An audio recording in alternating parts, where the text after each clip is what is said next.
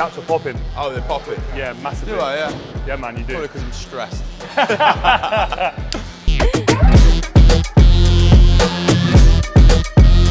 that your girlfriend? Definitely not.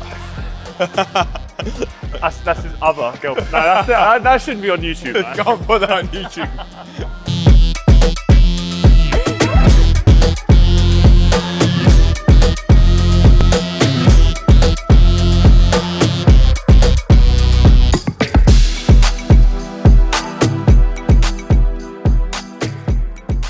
Right, ladies and gentlemen, boys and girls, we are joined today by Mr. Jack Jacks.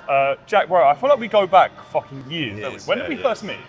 2 or 3 years ago? 2, 3 years Train ago. Beach Club, was it? Was it Train Beach? I think it was Train Beach Club. Yeah, mate, what a fucking place that was. Anyone who lives in Dubai, I don't know why they shut that down. I'm pretty sure they shut it down for like building houses and shit, but we're going to be hitting a chest and back session today, just shooting the shit as per usual.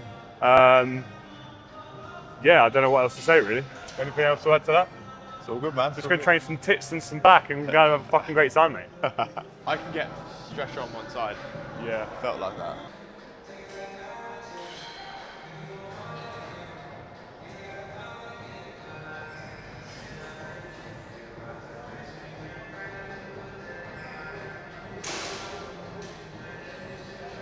Nice, man. Well, the way that you've structured your business, because you've recently started working with, is it Coffee? That's his Instagram handle, isn't it? What's his name? Coffee. His Instagram's like KOFI. That's Kane. Yes. Kane. Yeah. No, we don't work with, I don't work with them. Oh, do you not? No. Oh shit, I'm trying to think who it works with. Maybe it's Ben Bray. No, it's Ben Bray. That's Ben Bray. Ben Bray does. Is that his client, you mean? Yeah, finger. Gotcha. Oh, Yeah, okay, yeah. right. Yeah, I must have got that confused. I know Kane. Hello. How are you? Celebrity over here. Come say hello. This guy. How are you? Good to see you. Oh, I just thought I'd come for a week. Is that your girlfriend? Definitely not. That's his other girlfriend. No, that shouldn't be on YouTube, man. Can't put that on YouTube. Fuck that. Really good. Fucking hell. Good. Mate, tell you what, trainer with Connor Colson, that guy's a fucking unit. Strong, man. isn't he? Yeah. Oh my god. Like, Did you used to see the size of him when he was younger? he was he was 100, bodybuilder? 110, Connor 150 was kilos. absolutely massive. Yeah, see, I've never seen a picture of him Yeah. bodybuilding. He's not very old, you know, either. Mate, I was so Really young. surprised. Yeah. I was so surprised. Yeah. That's one thing actually, I feel like, right, I'm gonna lick your ass now, but there's certain aura that certain business owners give off. You give off a much older aura, bro. Yeah. You just got your fucking head screwed on. But it's the same with Connor. I thought Connor was like mid-30s, like 28 years old. Yeah. Wild man, absolutely wild. Yeah. I have found that out there though, is that everyone I've met out here, like every single person, just has their head screwed on. I think it just accelerates your growth so much though, doesn't it? Oh mate, massively. I think moving to Dubai is a stressful thing, isn't it? Yeah. I think you've got like, I moved out at 22, so like, that was a massive adjustment going from uni to basically here. Yeah, that's You know wild. what I mean? So, it's very different, very different. Ballsy move, bro, I love that. Yeah. Chaps are popping. Oh, they're popping? Yeah, massively. Do I, yeah? Yeah, man, you do. Probably because I'm stressed. Do you train them directly or no? Never, no. Mate, yeah. I only do T-bar row. Fair. T-bar row. I think traps get hit any kind of motion like that. Yeah. If you engage them properly, do you know what I mean? Yeah. That's one thing I've always lacked, is because like when I was younger, I always used to find like wide grip pull downs really appealing. Yeah. So like from the age of maybe 18 to about 22, that's all I fucking did. Yeah. So I had like wider lats and just no traps. Yeah. I have been tempted to hit them a bit more directly. Squeeze. Good. Ah, fuck. Nice. I started dabbling with crypto, and then I sat there one evening, I was just like looking at fucking charts going up and down, and I'm like, this is taking up so much of my time. Yeah. I want to fucking focus on building my business, not this bullshit. So I just thought, right, I want to, it's the cliche thing, but like wanting to earn money while you sleep. Yeah. And obviously property, if you have the finances to do so, it's just sat there doing its own thing. I mean, of course, if you've got like tenants in there and stuff, you are managing it. Yeah. But that's funny that I'll have to get his Instagram afterwards. Yeah. I've actually He's clever. Yeah. He does really well. I mentored him before. Some Oh, really? coaching. Yeah. Oh, sick. But he just couldn't, because he was just getting started. Yeah. He got up to like 20 clients, I think, but it just, it's a tough game when you get started now. Mate, it really is. Yeah. I actually think, I've said this to a few people, I generally think for coaches nowadays, Yeah. it's easier to go from like say 20 clients to like 50 than it is to go from like 0 to 10. I actually think it is. Getting started is difficult, Yeah, man. for sure, 100%. And I think like realistically, I mean, we've actually just built out like a new program on this to like make it affordable for people to start, because I think that everyone when they start, I think they need these like mad, insane fucking systems and this and this and this and everything else. But at the end of the day, like I'm a massive advocate of the fact that I think the cream is always going to rise to the top. Yeah. If someone's doing a fucking sick job and builds a sick reputation and clearly a sick coach, then as long as you can coin that with understanding how to market, then you know. But like you say, it's way more competitive. Yeah, way more competitive. Definitely. It is tough, but it's just consistency in it. At the end of the day, 100%. I've been like consistent for 5 years now, and I look at people around me, and they've been doing the exact same thing. Yeah. So, like, people, it's hard to believe in the first year that if you just kept being every single day, 12-hour day, like it would materialize. And like I know that so many people, my friends in the industry, that are in the exact same position. Yeah. Just because they've never stopped. Do you know what I mean? Totally, mate. Carried on. I couldn't agree with that anymore. I think a lot of people try and rush that starting process, don't they? Yeah. They think it's going to be like 12-week this, 16-week that. I was on the gym floor for 4 years. Yeah, were you? I was in the gym floor before I even had an Instagram account. Yeah. So, like, you just got to earn your stripes, I think. Do you know what I mean? Yeah, totally. So many people get into it now in the first 1 to 3 years and think, oh, we're going to explode the business. But I think you need to learn properly first. And you see it as an internship. Yeah. See it as a paid internship. Like, go and work for somebody. Yeah. Like, you know, go and work for a PC company or go and work for a coach. Yeah. Learn like a paid internship, and then go from there. Do you know what I mean? Mate, it's so true. I think paying your dues in this game is everything. Yeah. So, I mean, a good example of that, right? Yeah. I look back and think, I'm glad I did it, but at the same time, I could have jumped in sooner. Yeah. I was working my old job, and I said to myself, I want to study for what? This is funny. I want to study for a year before I become a PT. Really? Yeah. Genuinely, yeah. So at my old job, I worked as like I'd be fucking like cutting down trees and like cutting hedges and shit. And I'd have like my ear defenders on all day, and all I'd be listening to was 3D Muscle Journey, Muscle Mentors, Ben Pakulski, like the Expert podcast. Yeah. And I remember I stepped on the gym floor and had all this information. I was buzzing to do it. And the new PTs were there like taking me under their wing and stuff. And I'd be training and they'd be coming up to me like, what the fuck is that? It was like 2017, I'm doing like a cruise ship lateral raise. They're like, what the fuck is that? And I'm like, oh, well, you know, and I'm talking them through like length and ranges and short and ranges and partials. And they're like, oh, and suddenly I'm like, oh shit, like it built my confidence, because I was like, I've actually studied this. Yeah. And whereas other people, they get a quick qualification, they go like, okay, so we're going to do like a fucking plate bicep curl today. And I'm like, what? Do you know what I mean? So, but yeah. I think that's a big thing. It's like actually continuing to learn. A lot of people just they get to a point and they just start to die. Yeah. It's like if you're continually doing that, and that's something that I know that you've always done. So.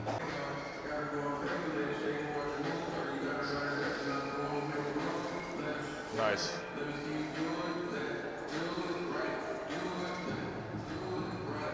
Ugh. Good. Nice. Ugh. Good.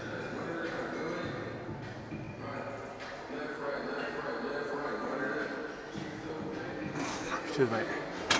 Oh, that's lovely. Yeah, so I didn't realise that. You must have come literally from school straight into PT. All right? So I finished football at 17, went to uni. My first week of uni, I got a job as a PT. Right, sick. Love that. So I worked for 4 years when I was at like uni. Yeah. PTing on the gym floor every day. Right, okay. 8 hours, 9 hours a day. Right, yeah. Yeah. So I had to go to like work from 6 till 9 or 6 till 9:30. Go to uni, I only had like 2 or 3 hours in the day. Yeah. And then I'd come back at like 3:34 until like 8:30. Yeah. But they had like it's similar to UP. Okay. So we had like a full education program twice a week. They paid for all the courses, and it was just like learn as much as you could.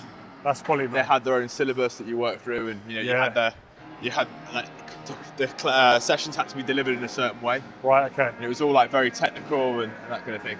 Mate, a lot of it was like M1 custom that we learned from, that kind of thing. Yeah. You know, it's funny that you mentioned that, actually, because I think with literally anything, a lot of people think, oh, I'll do it by myself for like a few years and then whereas you've literally couldn't have started with a better base. Yeah. Having that system, having that setup, and obviously that's then allowed you then, as you step into the online world, like you started with like the best principles possible by having that in place. Yeah, exactly. That's sick, man. So then you did that, and then were you doing any online coaching, or you went all in? So COVID happened, and then I went online during the COVID. Left that job. It was just in 2020, and then I built up the online pretty quickly. So I just started posting social media. Back then it was a lot easier to get clients. I got a few transformations, I put them out, and by the end of summer I had 50 online clients. Sick. For about £100 a month. And then I went back to Liverpool. I had 40 sessions a week, one-to-one. Yeah. I set up in a private studio. So I had like 70 online clients and 40 one-to-one sessions at the same time. Yeah. And I did that for a long time, for about 6 months. Then the second lockdown hit. Then I went full-time online. Right, okay. And that's when I started working with Mark Coles when coming out of that. Yeah. In the May, or coming out in the April. And then in September I moved to Dubai. Love that, man. Yeah, man. I got so much love and respect for Mark. I've never worked with him myself, but it's just like this is something that we were saying on the last YouTube. Is like when someone's got like good principles, they've got their values in place, and they actually give a shit. Yeah. And that's something I've always seen from your content. It's always like extremely congruent. Yeah. Clearly fucking like, and like we say, you've just done a really good job for long enough that you can build like your identity and build your brand around that. Yeah, definitely. If you could go back in time, is that something that you would still have done? Because obviously you said you got 50 clients at £100 a month. Now, obviously we know that realistically that's an unbelievable deal for online coaching, like an unbelievable deal. But having said that, I personally feel like you can agree or disagree. A lot of coaches nowadays, they'll join and they see people doing like 20k months, this month, that month, and they'll go, okay, right, I'm brand new to coaching, I've not got any clients, all right, I'm going to charge $250 a month. And I'm like, don't have any clients yet, you need authority. So if you could go back, would you do it the same way or would you change it at all? I think back then £100 was probably £150 today. Yeah. So I'd probably go in at like 150, 175 if I didn't have any clients. Yeah, exactly. 100%. I would take clients on if I needed clients for 120. Yeah. 150. I'll tell coaches to do that now because it's just experience. Yeah. And you need results. Yeah. But you also need it to be enough so somebody values the service enough. Yes. So 150, 175 is a starting point for most people, I'd probably say.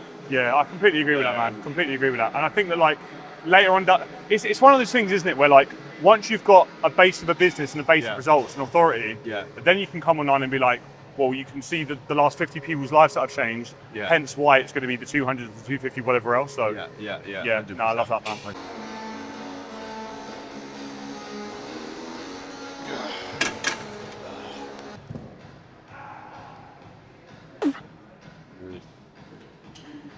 Oh, thanks, man. Oh, fuck. Good stuff. Yeah, mate, that's interesting you were saying about kind of you like mentoring some clients or like mentoring some coaches, sorry. I said this actually, I met Charlie Johnson at his last event earlier on this year. We sat down and had lunch together. We were kind of like talking about like my business and stuff like that. And obviously with being at his event, I was kind of stepping into that space. And I said, I'd want to make it nice and clear that like, I'm here because I want to learn, I'm not, here to do whatever else, because obviously we're running very similar businesses. And he said something to me and I thought it's so fucking true. He said, at some point, everything goes this way. Yeah. Because the three core pains that people have are health, wealth, and relationships, right? Yeah. Health and wealth is coaching and mentoring. Yeah. Those are like two core pains. So it's like, well, realistically, what's to say that in the next 5-10 years, we're going to see so many more business coaches, so many more mentors, so many people offering that service because it's in such high demand. Yeah. And because obviously the coaching space is so fucking busy with so many like new PTs and new coaches and stuff like that, I honestly feel like when I got into my own mentoring, I'll be transparent, I've been doing it 2 years now. At first, massive imposter syndrome. Yeah. Now 2 years in, I'm like, fuck. All the mentors I speak to, incredibly smart. Yeah. Every single person I've met, and I'm sure no one will mind me saying this, everyone has the same gaps in knowledge as what a coach would have. Everybody does. Yeah. But we put them on this pedestal and think like they're the fucking king. But there's always going to be gaps, you know what I mean? Yeah, definitely. And I think one lesson I've learned is that sometimes you have to just, even if you think that you're not like ready, just do it. Yeah. Because if you're stepped ahead of somebody else, they still will pay you for that information and they'll still be learning from you. Yeah. And from doing so, I mean, I said this in the last podcast, I'm happy to chat now. Craig Valentine. Yeah. He's been incredible. I've been working alongside him, he's been incredible. Because to me, I'm like, well, right, who's everyone learning from? There's a long list of mentors. I'm like, they're all going to Craig. Let me fucking learn from Craig. And I jump in, and I mean, I'm not going to jump in there and name everyone's names, but there was a lot of mentors that you would know sat on his school platform. I'm like, okay, this is cool. I'm learning straight from the source. And that's been a fucking game changer, man. It's been absolute quality. Have you seen Taki Moore? Taki's sick. Yeah. Taki is sick. I've jumped on a few calls with him. I very almost went for that. Really, yeah. The only reason, again, Taki's brilliant. The only reason I ended up going with Craig his values are the exact same as mine. Yeah. In the sense of, I want to build a business that can give me a sick family life. Yeah. And I mean, like, I turn 30 next year. I mean, I don't have kids or anything like that. Well, I'm single, don't have kids. Build a family life for own, I'm joking. But eventually I want my business to be built around that. Yeah. So that I'm not doing the 12-hour laptop days, you know? So because of that, I'm like, if I can build those foundations down, pass it on to people, obviously we all know it's going to be a lot of work, but having the ability on a Thursday to train, do a podcast, and go back and not feel anxious about that is a fucking game changer. Do you know what I mean? Yeah. So yeah, but tack is great.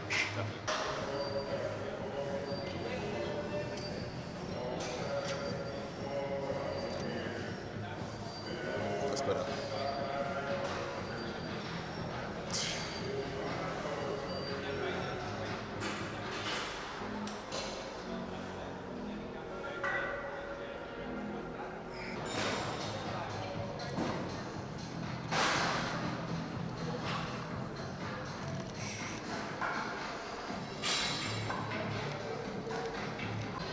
Oh man. So how did you find then? So obviously you've got a fairly large team now, haven't you? Yeah, 8. 8.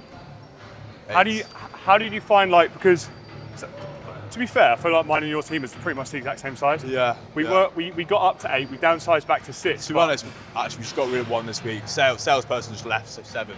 Yeah, okay, 7, fair. yeah, 7. So, like, for you then, what did you find were like the biggest hurdles with kind of making those initial hires? 'Cause it's quite a daunting thing, isn't it, when you come just you to like... Yeah. I think see, I've done this 2 ways. Like, people don't hire fast enough, but I've also hired too quickly. Yeah. I've got too ahead of myself, and I've just started doing too less, like a little bit less. In the earlier stages, it was really, really daunting, and that's where I was struggling.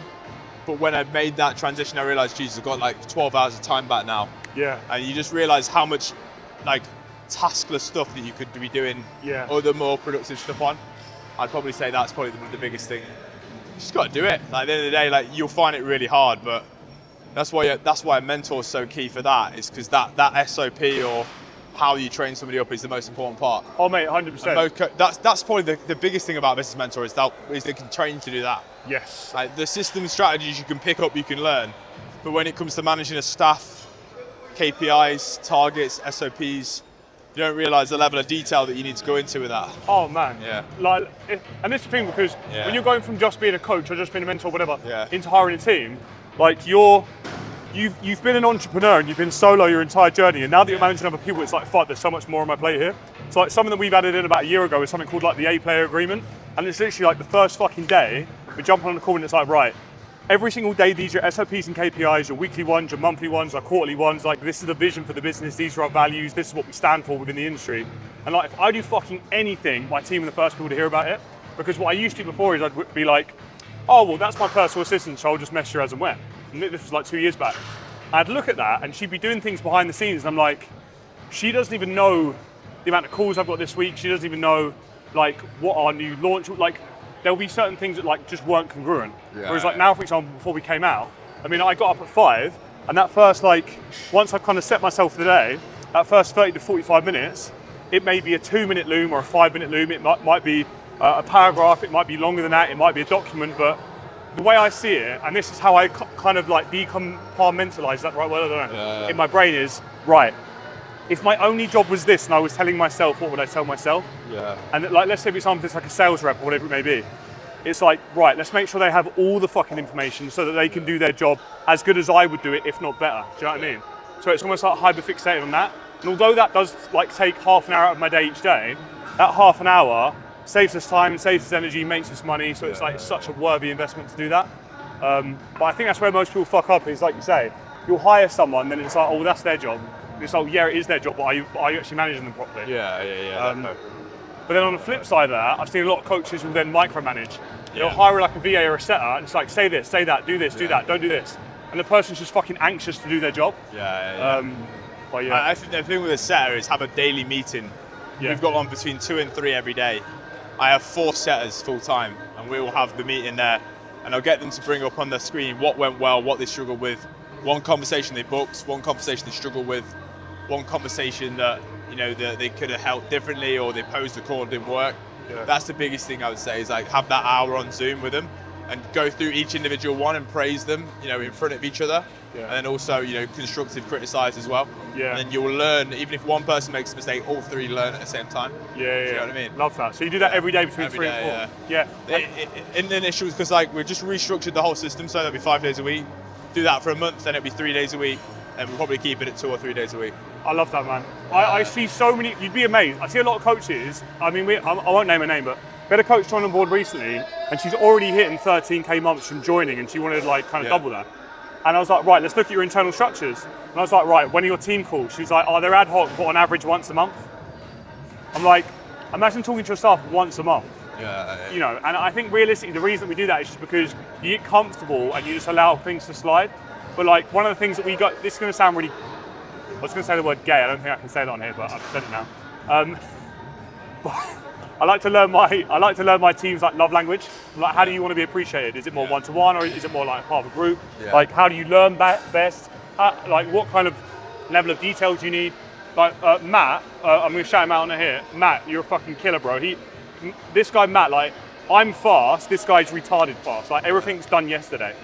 And for him, what he appreciates is for me to have speed as well. If he messages me, I will get back to him like within a few hours. Like, if he has to wait like 6, 7, 8 hours for a response from me, I know it will piss him off, and vice versa. So for him, it's that. You know, for other staff members, Angelique, she's South African, very blunt, very to the point. We both got ADHD. I can be very direct with Angelique, and she gets it. You know, so it's just like learning those instinctual personalities. But yeah, definitely. Mate, it's like, yeah, I don't know what sort of music's this?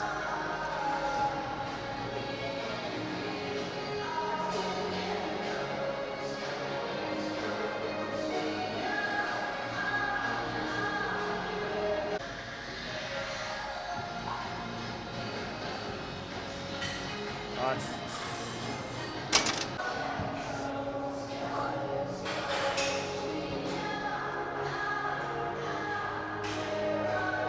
Cheers, mate. Whew. Nice. Right. That's tits done. Yeah, tits done.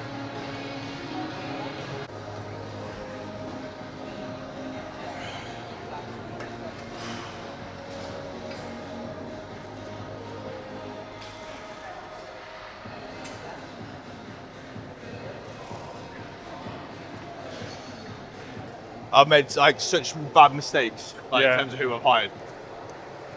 I think the only way you can sell fitness, this is probably limiting belief, but I think you have to be a coach to sell fitness. Yeah. I'm really struggling to do it, bro. Like, as soon as I put myself back in sales calls, we made 20 more thousand in the same month. I'm like, fucking hell, like how difficult is it? Do you know what I mean? Yeah.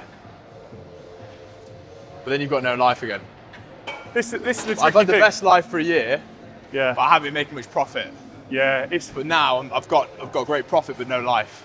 Yeah. Do you know what I mean? Yeah, it's hard, man. It's very hard. And this is why, like, it's a tricky one because I dabbled with the idea of, and again, this individual wouldn't be a pro at sales, but he's good enough. He's almost like hiring internally. Yeah. Now that does make me a little bit anxious because it's like, okay, well, this isn't actually your full-time job. You're just doing it as like a tie-on. The only benefit of that is we did actually work one-to-one with somebody to teach both myself on a one-to-one basis and also our clients like the art of selling. Yeah. So I feel like we do have like a bit of a curriculum and it can be things that are passed on.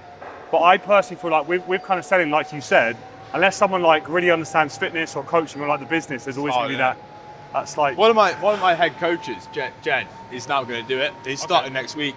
And he's got 100% close rate for the business so far. Wow, okay. In previous, done 10 calls. Yeah. So I think he's going to be better at it. Yeah. And with the coaches, they don't want paying. Yeah. Because they're on amazing. My coaches are on amazing salaries. Yeah. Like for what they're 23, 24. They're coming away with 5, 6, 7 grand a month. Yes. Yeah. You know, so like if you have to pay a sales closer on top, you're looking at 2, 3K. Maybe I had to give mine a little bit base. Yeah. And then at probably like 10 to 12% commission. Okay. Cash collected.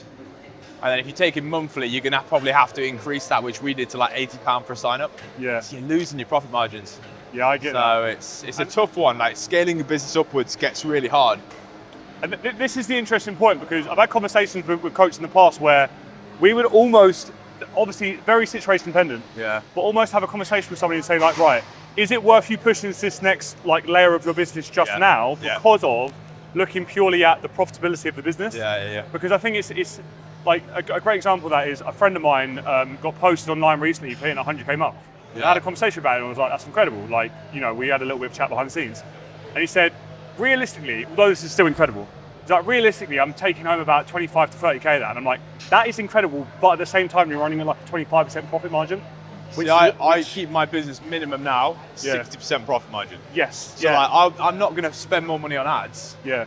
Because at the end of the day, profit is business. Yeah, like, exactly. I see revenue as literally like a vanity metric. Do you know what I mean? So like now I've literally said scale back ad spend to like 2 to 3k a month. Yeah. I want to be mainly organic and I want to, you know, be very careful with where we spend the money. Do you know what I mean? Yeah. Because there's no point you coming away with 25k from 100k. Yeah. If you, it's not even worth it. I did 110 clients by myself with the same money.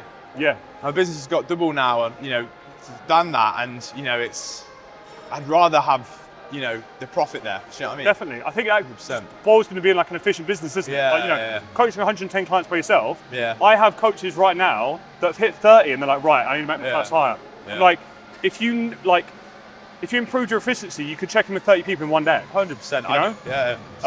But I think that a lot of coaches get stuck in the trap of like more is better. It's not. Better is better. You know, some of the best check-ins I've ever sent are 5 minutes long. Yeah.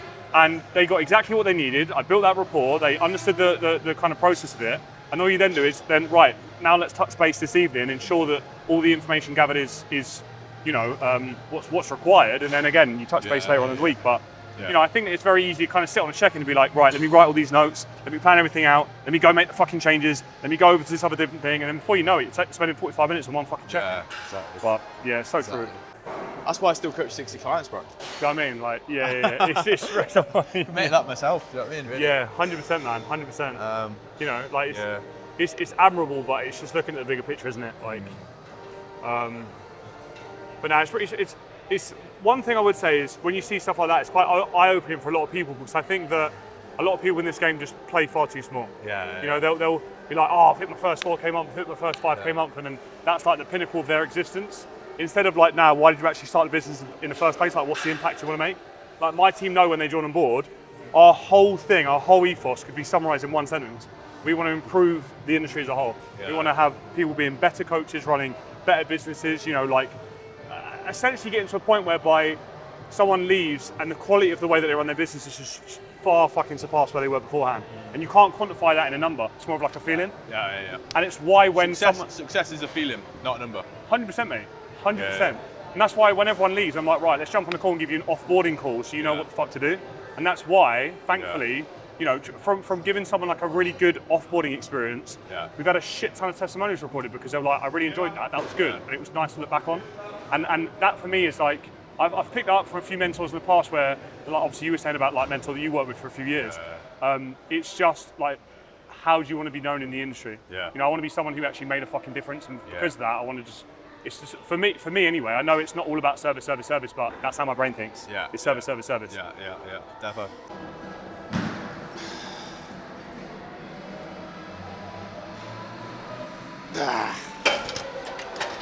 Last mate.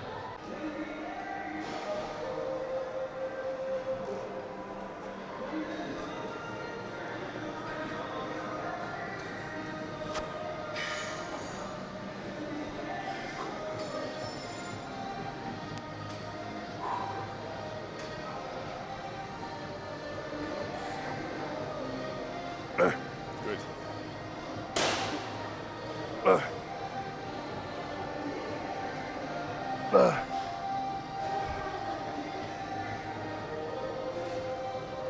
Oh, fuck.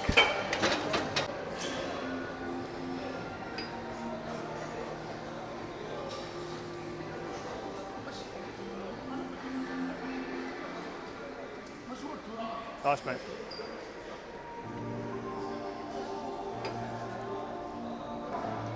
Come on.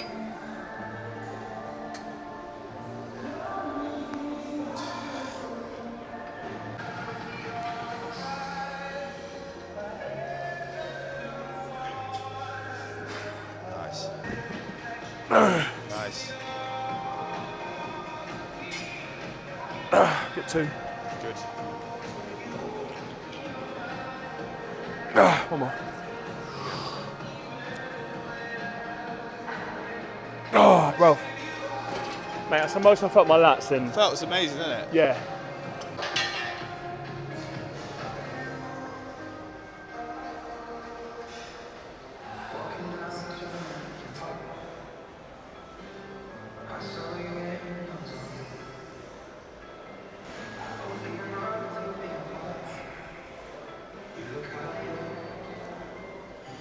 Nice, man, come on.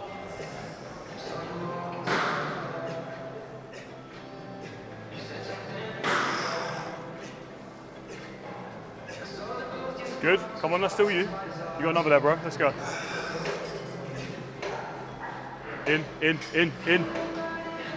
Good. Lovely. That's burns, man, that. Mate, this fucking piece of kit is absolutely sensational. Fuck knows how much weight's on there, but 50 kilo, not even 45 kilo aside.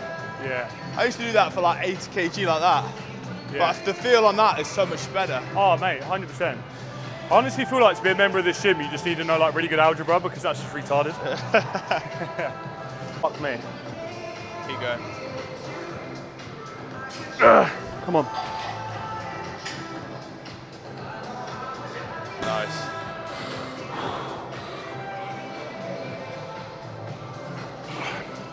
Mate.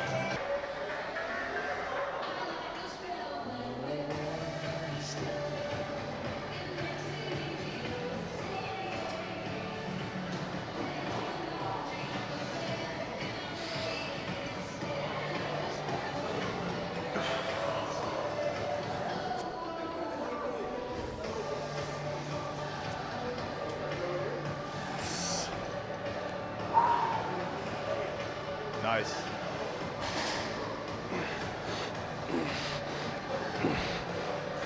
Oh, you fucker. Explain to me the difference between like, so for me, I've always been in the mindset of, nah, pay it off, get it done, whatever. Yeah. And he's like, yeah, but that money that you're putting into that could be leveraged in an investment elsewhere. Exactly, yeah. And obviously that can then accumulate over time, so it's just... Yeah, definitely. I think that's the difference between, like, have you ever read the book Rich Dad, Poor Dad? Yeah, so it's like that, First isn't book it? I read, I think, like years and years, like 5-6 years ago. Yeah. Like, Richard Kiyosaki. that, psychology of money and Think and Grow Rich, it just completely changed your perspective on like how to actually leverage money as opposed to,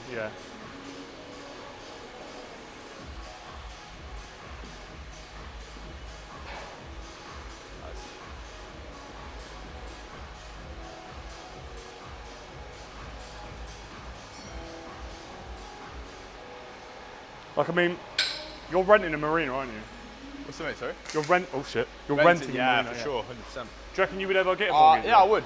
Yeah. If the right deal came up, yeah. The pricing market's quite like high though, do you know what I mean? Like it's quite expensive. Yeah.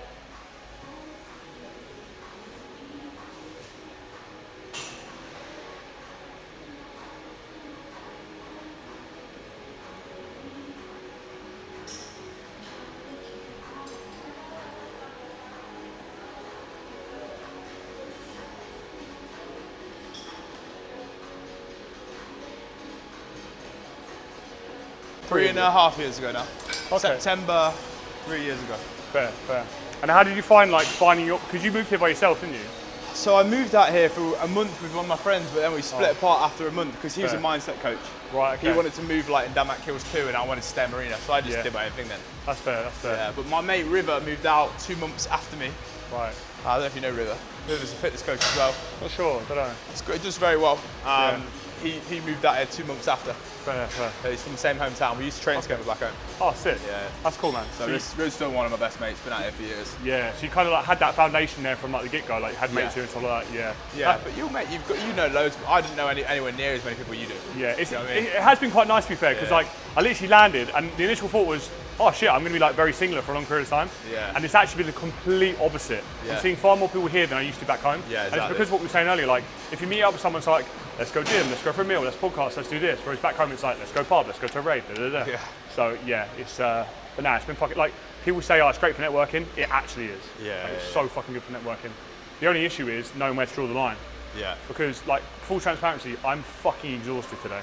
Because I've done so much stuff. Yeah. And I'm like, right, okay, now you know where your boundaries are, like Yeah. draw that line and then know like when it's time to work and time not to. Yeah. Because I think that Dubai, if you're not careful, from what I've seen anyway, it feels like Dubai can like eat you up and spit you out. Yeah. If you get like distracted and it's like the meals and the parties and this and this and this, people like, oh, you know, it's a Muslim country, there's no partying. Bruv, there's a lot more than there is back home. Yeah, a lot is, more. yeah. You know.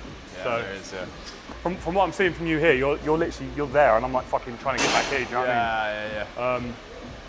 But no, it's always good to like. I cue it, so I think pull apart.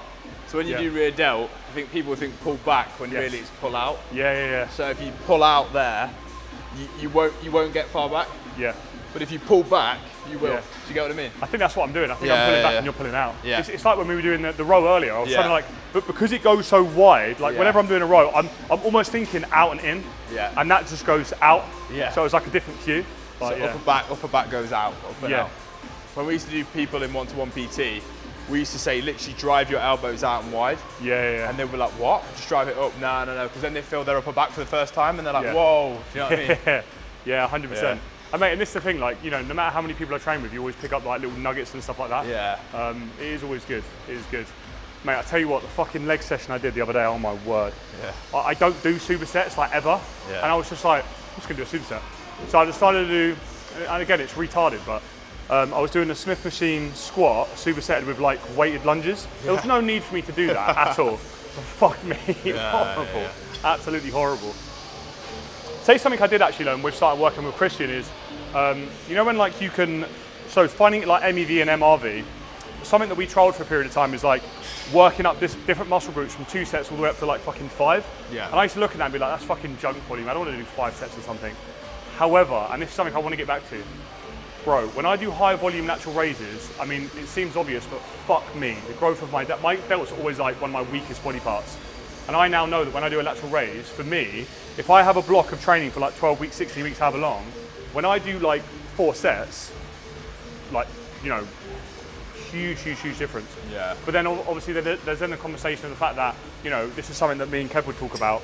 He said there's nothing really to back up that metabolic stress will actually grow a muscle group. More than mechanical tension. Do you know what I mean? Yeah. So it's, there's But I think you'll probably find that your shoulders and your calves are probably more type 1 yes. dominant. Yeah, exactly So that. for certain muscle groups, yeah. Yeah. Like 100%. calves, you're not going to fucking just do 6 reps, are you? Yeah. You're going to do 12, 15. Same with your side delts. Yeah. You don't really see many people doing 6 to 8. Yeah. I think they're probably more type 1 fiber responsive to Yeah. a little bit more endurance, maybe. That is very true, but it's very interesting you say that, right? This is such bro science, it hurts, but I'll say it Yeah. anyway. I've always found for my calves, I always train really heavy on my calves. Yeah. Only reason I train really heavy on my calves is just because, and I thought this since I was 18, I did this and I stuck with it and they just grew, Yeah. I thought to myself, well, I'm doing 10,000 reps every day, walking, Yeah. so why not just try go heavy? So I try going heavy, and they just grew. That's not to say that I won't use higher volume because, like you say, you know, Yeah. technically, if you're looking at like kind of which muscle fiber type they are, they should Yeah. respond better to volume. But equally, I think it's just because there are certain muscle groups you just don't skip, and if you just don't skip something, it's going to grow. Yeah. Yeah. Does that feel better now? I mean, so you're saying out and not back, right? Yeah. Okay, yeah. I'll give it another shot. Yeah. Yeah. PT with Big JJ. Yeah. That's it. Yeah, man, way better.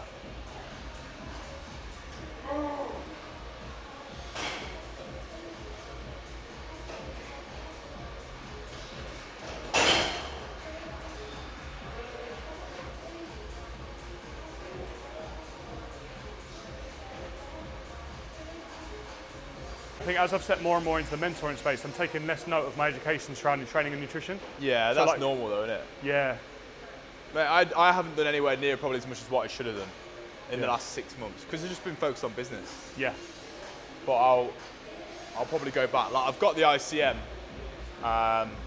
for the lads to go through. Do you know what I mean? that's cool.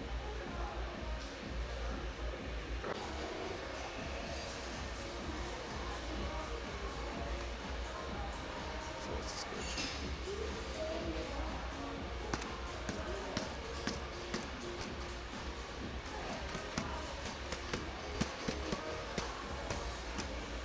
Right guys, so that's toes and fingers wrapped up with Big JJ.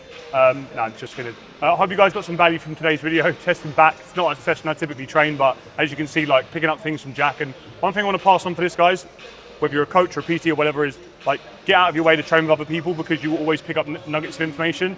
I've been training since 2012. Queuing your elbow out here, I should have already known, but I didn't, and that was a fucking game changer for me. So yeah, appreciate it today, bro. Where can everyone find you on socials? Yeah, probably Instagram's probably the easiest one. So it's just JJ Transformations. I've got a podcast as well, which is Transform with JJ. But yeah, mate, really, really appreciate it. Thank you. Yeah, appreciate it today, bro. Nice one. Now to a podcast, and we'll catch you guys in the next video.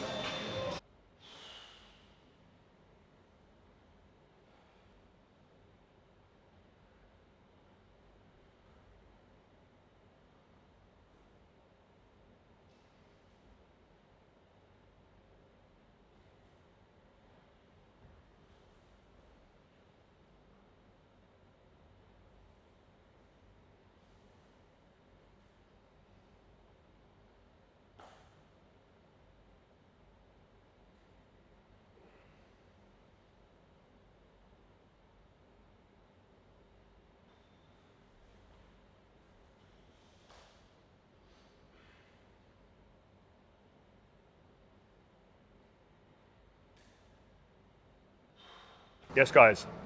8:47 in the morning. Chicken, sweet potato, veggies. I don't care, man. Anyone who's been a personal trainer in the past will know that you've probably had many a chicken rice at 6 o'clock in the morning. It doesn't really bother me too much. I would typically have like eggs with like bagels and shit, but this is what we're going for now. Jack's just, I think, shower or posing room or something, but wrapped up a very, very solid session today. I was supposed to say this at the end of the video, but I completely forgot. Mine and Jack's podcast, we'll see if we can link it in the description. If we don't link mine and Jack's, we'll link mine and Connor's or somebody else's. But one thing I was going to ask you guys directly, if there's anything you'd like to see on the channel, let us know. Essentially, we're connecting with mentors, personal trainers, coaches, business owners, entrepreneurs, training, going for meals, like experiences and stuff like this. And we want to share like as much behind the scenes as we possibly can with kind of what goes into building a business. I think realistically, the most value that a lot of people see with this style of content, it's very much like the kind of real raw conversations that are sparked off. It's the same like if you go to any event. If you went to like a mentoring event or a seminar or something like that, yeah, like you're going to learn a lot from the presentations, of course you are, but you're also going to learn even more than that when you step away and you have that chat. And that's essentially what we're trying to create on this channel, is just like as much value as possible. Don't get me wrong, sometimes we'll be like twats and have a joke and a banter and whatever else, but like as long as you guys can gain value from these videos, that makes me very happy. Because one thing I realized that I've done, and I've done this for years, is I've accidentally gatekept a lot of my best information. So what tends to happen is someone jumps on a call with us, they join Coach's Corner, we're having a conversation, we're kind of diving into their business, we're dissecting all of the issues, we're looking at like, their lead generation strategies, their brand, their message, looking at the way that they're delivering their coaching. And as soon as we build out that plan, the initial reaction is, I feel like my head's going to explode. I didn't realize there was going to be this much information. And realistically, we realize right now that we want to bring that to the forefront and show you guys exactly what goes on behind the scenes. So like I say, if there's anything you want to see in particular, please do not hesitate to ask. You don't ask, you don't get, okay? Action beats anxiety, success loves speed. Drop it in the comments exactly what you want to see, and we'll make sure we get it recorded.